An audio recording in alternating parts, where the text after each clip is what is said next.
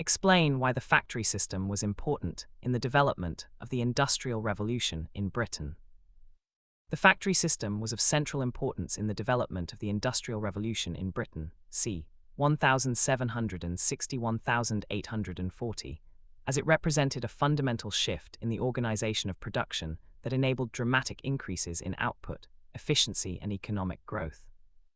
By concentrating workers, machinery, and power sources under one roof, it allowed Britain to move from small-scale handicraft-based domestic production to mechanized, large-scale manufacturing, particularly in textiles, which became the leading sector driving industrialization.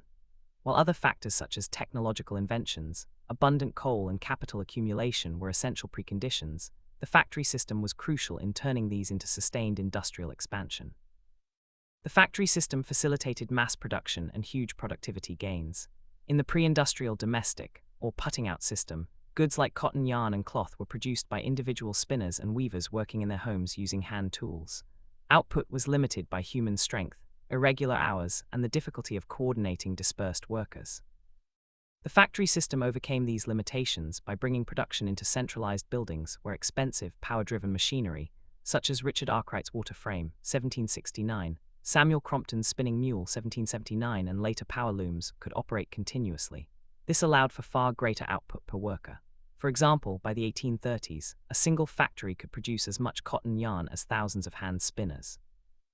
The application of water power, and increasingly steam power after James Watt's improvements in the 1780s, made large-scale mechanization feasible, leading to exponential growth in the cotton industry, which accounted for a major share of Britain's export earnings by the early 19th century.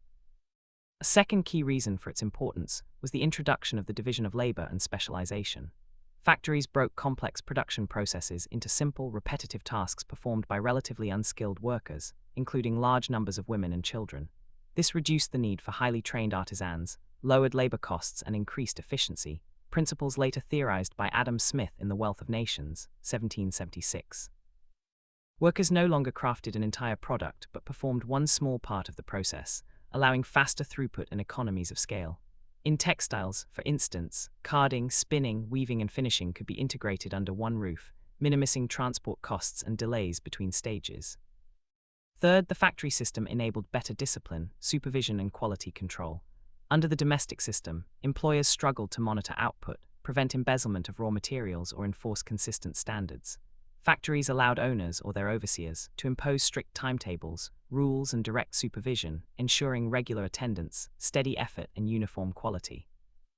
This was especially important for export markets, where British cotton goods gained a competitive edge through reliability and low price. Complementarity between machinery, supervision, and quality measures made the factory model increasingly dominant after C1800. Finally, the factory system drove broader structural changes that sustained the Industrial Revolution.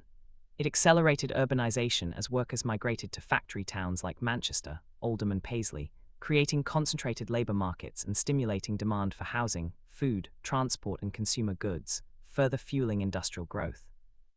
Factories also required substantial fixed capital, encouraging the growth of joint stock companies, banking, and investment, key features of Britain's emerging industrial capitalism.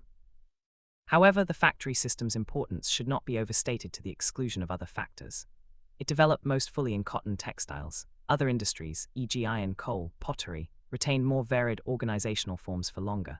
Technological inventions and Britain's unique resource advantages, cheap coal, colonial markets, high wages encouraging labor-saving machinery, were necessary preconditions without which factories might not have proliferated.